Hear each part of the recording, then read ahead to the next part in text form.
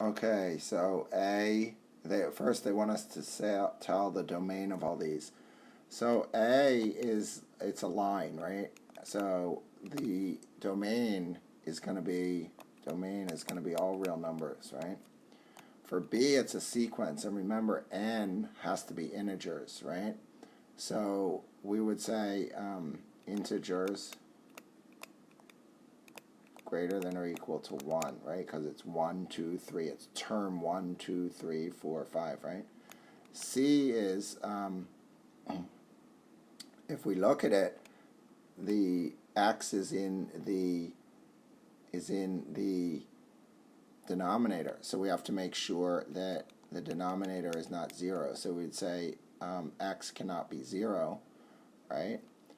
And then for D, it's a sequence again, right? And sequence is the domain is always integers greater than or equal to 1.